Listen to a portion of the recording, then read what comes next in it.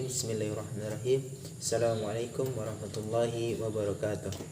Alhamdulillah, pada kesempatan ini saya akan menjawab pertanyaan dari mata kuliah Ilmu Komunikasi, yaitu UAS ujian akhir semester mata kuliah Ilmu Komunikasi. Di sini Bapak telah memberikan 10 pertanyaan dan di sini perintahnya kita akan menjawab atau memilih 5 pertanyaan untuk dijawab.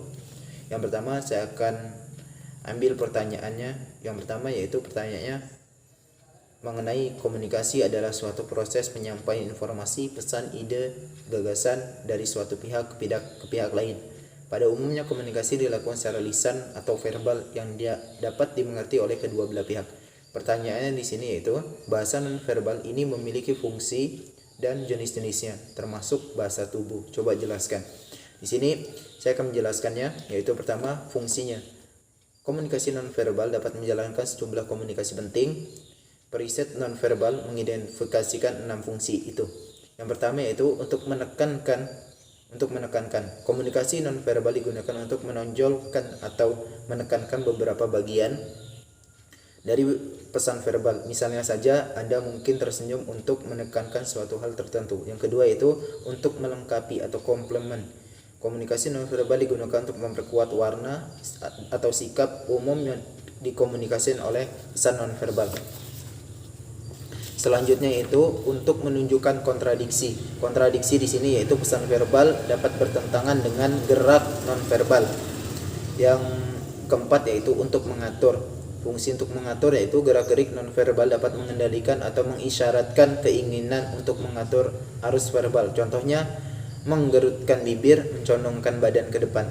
Yang kelima adalah fungsi untuk mengulangi, misalnya menyertai pernyataan verbal "apa benar" dengan mengangkat alis mata. "Apa benar?" itu adalah fungsi untuk mengulangi. Yang keenam adalah untuk menggantikan, misalnya dengan mengatakan "oke" dengan tangan tanpa berkata apa-apa, yang dapat digantikan menganggukkan kepala atau mengatakan iya, misalnya oke, gitu untuk menggantikan misalnya. Yang kedua yaitu mengenai pertanyaan yang pertama tadi, saya akan membahas mengenai jenis-jenisnya. Adapun jenis-jenis komunikasi nonverbal diantaranya yaitu komunikasi objek. Apa komunikasi objek? Komunikasi objek dalam hal ini yang paling umum ialah penggunaan pakaian di mana seorang sering dinilai dari jenis pakaian yang digunakan, walaupun dianggap termasuk salah satu bentuk stereotipe. Yang kedua itu sentuhan. Jenis yang kedua adalah sentuhan. Kenapa sentuhan? Sentuhan dapat termasuk bersalaman, menggunakan tangan, berciuman, sentuhan di punggung, mengelus-ngelus, pukulan dan lain-lainnya. Yang ketiga adalah kronemik.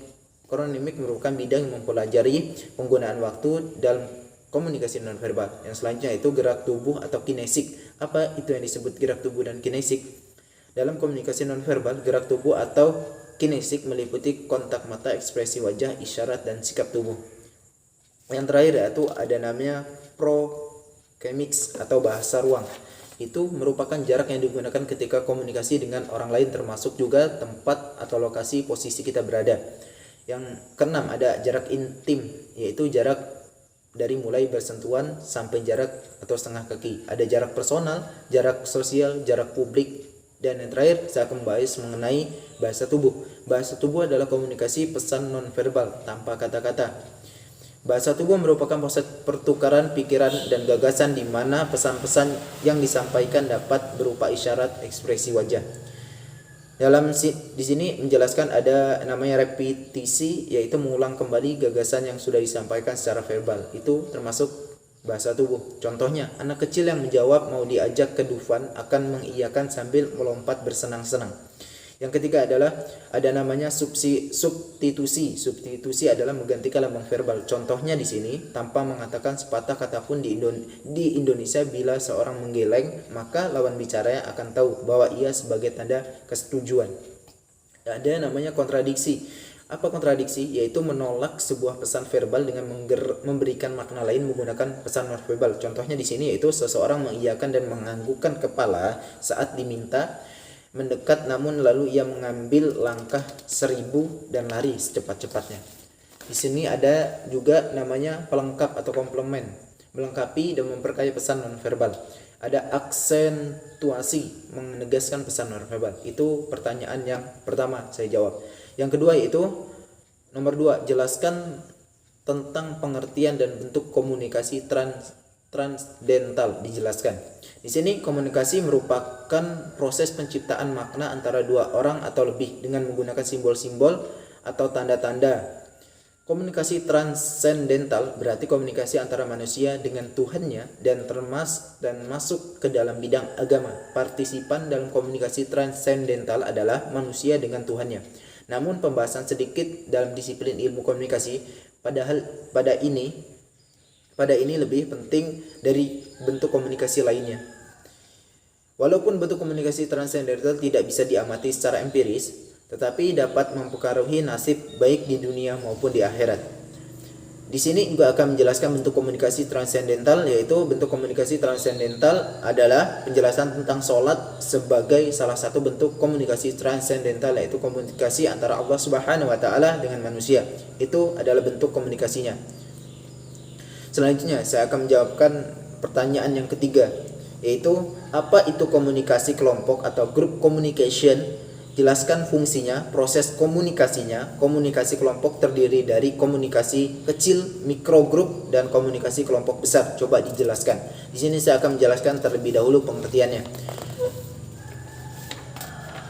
Komunikasi kelompok adalah komunikasi yang berlangsung antara beberapa orang dalam satu kelompok kecil seperti dalam rapat, pertemuan, konferensi, dan sebagainya. Fungsinya di sini ada 5, yaitu fungsi pertama adalah menjalin hubungan sosial dalam artian bagaimana kelompok tersebut dapat membentuk dan memelihara hubungan antara para anggotanya dengan memberi kesempatan berbagai aktivitas rutin yang informal, santai, dan menghibur. Yang kedua itu fungsi kedua adalah pendidikan yang mempunyai makna bagaimana sebuah kelompok baik secara formal maupun informal berinteraksi untuk saling bertukar pengetahuan. Yaitu yang ketiga adalah fungsi persuasi. Dalam fungsi ini seorang anggota berusaha mempersuasikan anggota kelompok lainnya. Yang keempat adalah fungsi pemecahan masalah dan pembuatan keputusan. Yang kelima adalah fungsi terapi. Apa fungsi terapi? Kelompok terapi ini memiliki perbedaan dengan kelompok lainnya karena kelompok terapi ini memiliki tujuan. Objek dari kelompok terapi adalah membantu setiap individu mencapai perubahan persoalannya. Di sini juga akan menjelaskan yaitu komunikasi kecil atau komunikasi makro. Apa komunikasi kelompok kecil? Komunikasi kecil adalah komunikasi yang ditujukan kepada kognisi komunikan. Yang kedua, proses berlangsungnya secara dialogis. Dalam komunikasi kelompok kecil, komunikator menunjukkan pesannya kepada benak atau pikiran komunikan, misalnya kuliah, ceramah, diskusi, seminar, rapat, dan lain-lain. Dalam komunikasi kecil ini atau makro, situasi komunikasi ini seperti itu, logika sangat berperan penting dalam komunikasi kecil. Yang selanjutnya itu komunikasi besar. Sebagai kebalikan komunikasi dari komunikasi kecil, komunikasi kelompok besar atau macro group communication adalah komunikasi yang ditujukan kepada efeksi komunikan. Prosesnya berlangsung secara linear, berbeda dengan makro, yaitu secara dialogis. Pesan yang disampaikan oleh komunikator dalam situasi komunikasi kelompok besar ditujukan kepada efeksi komunikan, kepada hatinya atau kepada perasaannya. Contoh untuk komunikasi kelompok besar, misalnya rapat raksasa yang dilaksanakan di lapangan yang besar. Jika komunikasi kelompok kecil umumnya bersifat homogen, antara lain kelompok orang yang sama jenis kelaminnya, itu komunikasi besar. Selanjutnya saya akan menjawab pertanyaan yang keempat, soal keempat. Komunikasi efektif adalah komunikasi yang mampu menghasilkan perubahan sikap, attitude change pada orang lain yang bisa terlihat dalam proses komunikasi. Pertanyaannya, komunikasi efektif mempunyai tujuan, fungsi, dan hambatan. Coba jelaskan. Di sini tujuannya yaitu tujuan dari komunikasi efektif sebenarnya adalah memberikan kemudahan dalam memahami pesan dan yang disampaikan antara pemberi informasi dan penerima informasi, sehingga bahasa yang digunakan oleh pemberi informasi lebih jelas dan lebih lengkap serta dapat dimengerti dan dipahami oleh penerima informasi. Itulah komunikasi efektif, dapat dimengerti. Yang kedua, yang selanjutnya itu adalah fungsinya. Dari fungsi komunikasi efektif yaitu fungsi Yang pertama yaitu fungsi informasi untuk memberitahukan sesuatu pesan kepada pihak tertentu dengan maksud agar komunikasi mudah dipahami. Yaitu yang kedua, fungsi ekspresi sebagai wujud ungkapan perasaan pikiran komunikator atas apa yang dia pahami terhadap sesuatu hal atau permasalahan. Yaitu yang ketiga, fungsi kontrol untuk menghindar terjadinya sesuatu yang tidak diinginkan. Yang selanjutnya yaitu fungsi sosial. Apa fungsi sosial? Yaitu untuk keperluan rekreatif dan keakraban antara hubungan komunikator dan komunikan. Fungsi ekonomi. Fungsi ekonomi adalah untuk keperluan transaksi usaha atau bisnis. Yang selanjutnya yaitu hambatan dalam komunikasi efektif. Hambatannya itu ada namanya perceptual distortion, adalah dapat disebabkan karena perbedaan cara pandangan yang sempit pada diri sendiri dan perbedaan cara berpikir serta cara dimengerti yang sempit terhadap orang lain, sehingga dalam komunikasi terjadi perbedaan persepsi dan wawasan atau cara pandang antara satu yang lain dengan yang lainnya. Itu hambatan yang pertama. Yang kedua yaitu hambatan cultural difference. Hambatan yang terjadi disebabkan adanya perbedaan kebudayaan, agama, dan lingkungan sosial. Itulah hambatan-hambatan yang terjadi dalam komunikasi efektif. Yaitu soal yang terakhir. Pertanyaannya seperti ini.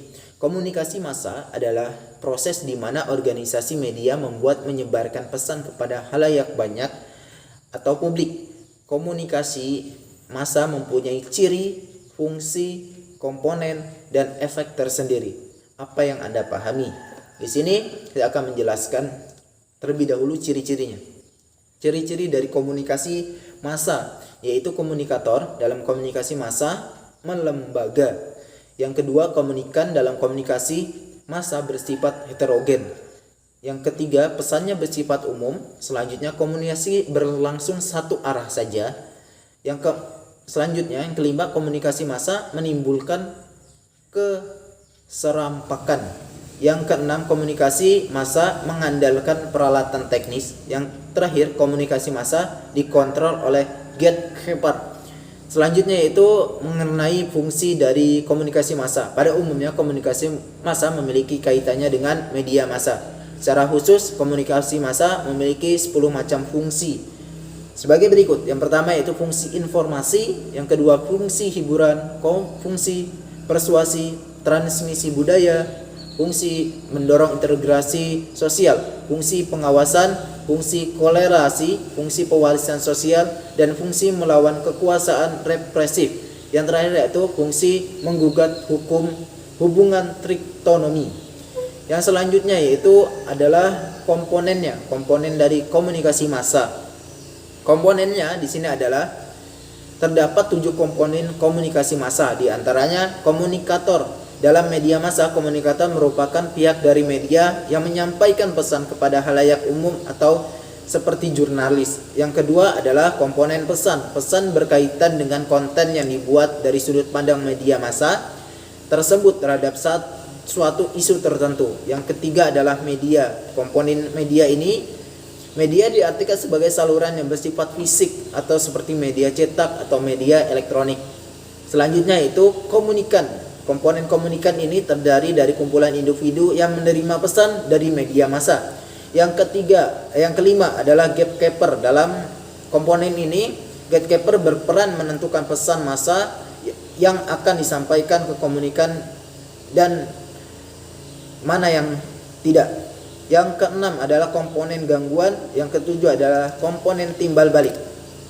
Dalam komunikasi massa ini yaitu memiliki efek tersendiri. Efek tersendiri ini memiliki efek-efek sebagai berikut, yaitu pertama, efek ekonomis. Efek ekonomis ini adalah menyediakan pekerjaan, menggerakkan ekonomi. Contohnya dengan adanya industri media massa membuat lowongan pekerjaan. Yang kedua yaitu efek sosial, menunjukkan status. Contohnya seorang kadang-kadang dinilai dari media massa ia membaca seperti surat kabar pos kota, memiliki pembaca berbeda dibandingkan dengan pembaca surat kabar atau kabar Kompas.